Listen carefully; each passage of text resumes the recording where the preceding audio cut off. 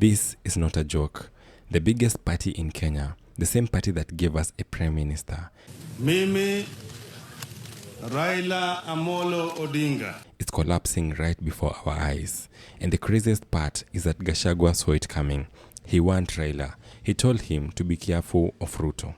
Bana Prime Minister, wewe, ile kitu hiyo Kasongo ataonesha wewe, uliza mimi. The guy is pretending to be nice to you, but utakuja kuniambia. But Raila didn't listen. And now ODM might be finished. Just like KANU, just like Jubilee. This is the story of how the man who destroyed parties finally became the victim of his own game.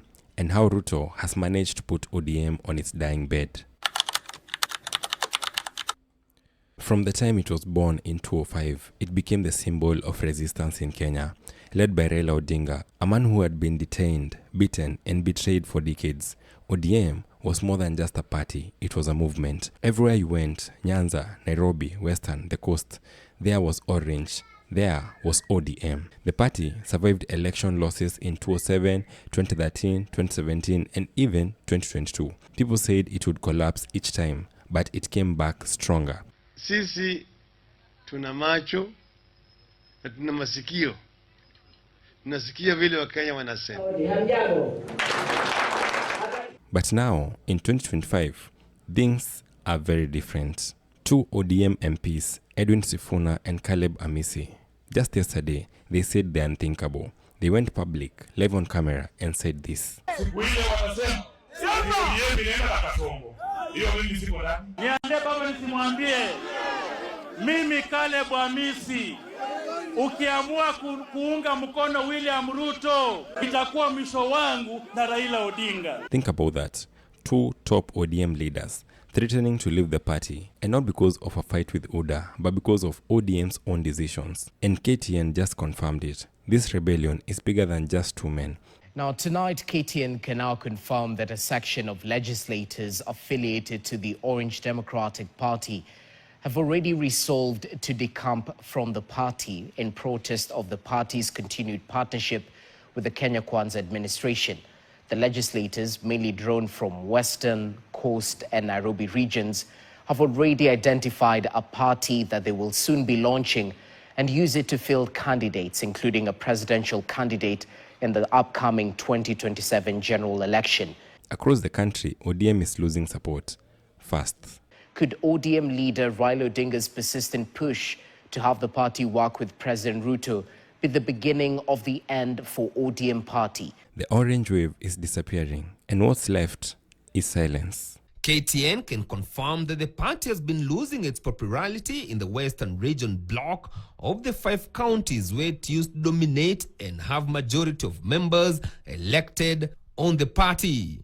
ODM had a huge say when it came to seeking reforms, holding the government accountable.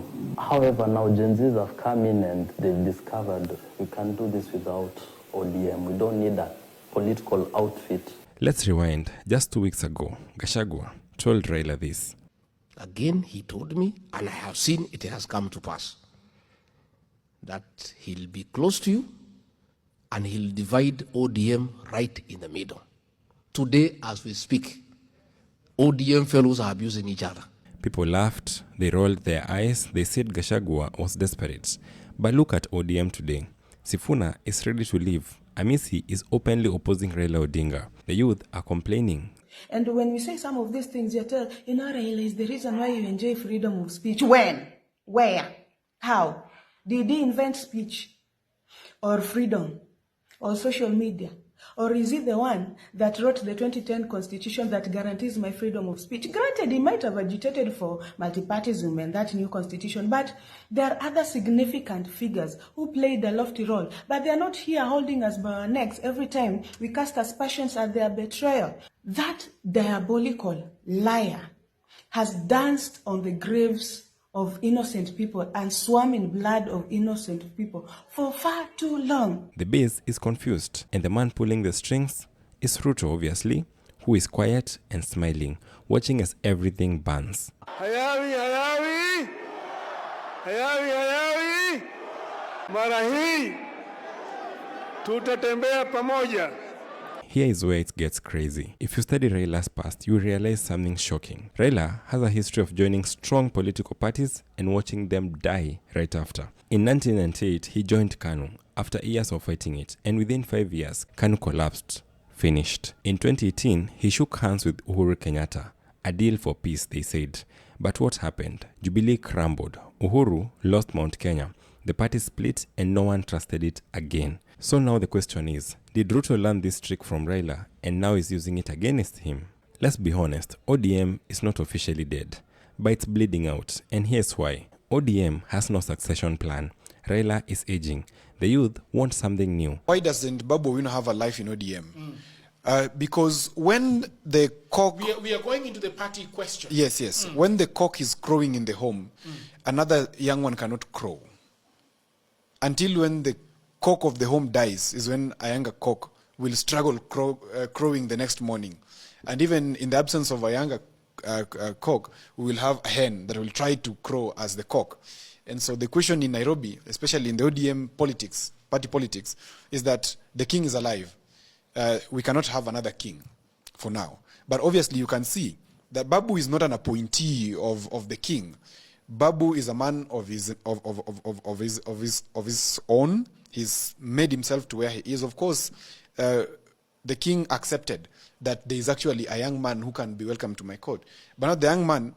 The people are saying, it is the people who are saying that this young man is now our king. Okay? And you, big king, you can now relax. And we have this young one to now take over. But the king is not comfortable because the king is not just about leadership. The king is looking at it also as a business opportunity.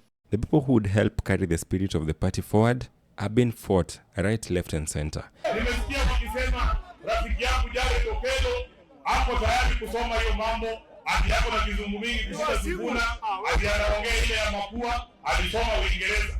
Ndugu yangu Jared Okello, kuwa tayari wakati wowote. And as a result, public trust is gone. When Sifuna speaks out, you know the party is in trouble. And worst of all, the grassroots are waking up. They are tired of being loyal to leaders who keep making the same mistakes again and again. But nevertheless, you have to give credit where it's due. William Ruto may be many things: brutal, cunning, hungry for power, but he's not stupid. He knew fighting ODM head-on would make Raila stronger. It always has. So what did he do? He offered a handshake behind the scenes. He proposed secret deals. He let the party turn on itself. Now, Raila is quiet. The party is confused. And Ruto, he's already looking like the 2027 frontrunner. Because let's be real, if Baba never joined Ruto, ODM would have formed government in 2027. Easy. ODM is not the first party to die like this, and it won't be the last. In Kenya, strong political parties are not allowed to live long. KANU ruled for decades, and now it's dead. Jubilee ruled for like 10 years, and now it's dead. ODM fought for 20 years. Now it's bleeding out. Because in this country, politics is not about policy. It's about survival, betrayal, and power. And the people, they're just pawns in a much, much bigger game. And I want us to be clear about one thing. Raila Odinga is a political genius. But even geniuses can get played. Gachagua want him. He didn't listen, and now ODM is on fire. The youth are leaving. The base is angry. And Raila, deep down he knows he should have listened. Because when you teach betrayal, don't be surprised when it comes back to bite you. Subscribe. His penchant, his inclination, rather, towards shaking hands with the devil to sanitize them in the name of stability is nothing but frivolous hogwash, absolute poppycock. Look at how he has turned Luo, a once respectable community that churned the likes of Agwings Kodhek, Tom Mboya, Ouko Taya, Obama Sr. into buffoons, today known for throwing stones, sleeping in stadiums, collecting aids like his trophies, all while camouflaged under Ohangla, Jawa, big grammar, and fancy lifestyle. Don't get me started on how he has commercialized and merchandised ODM into a family business, where nominations and tickets are being given to puppets and the highest bidder. That is why Luo Nyanza is full of educated fools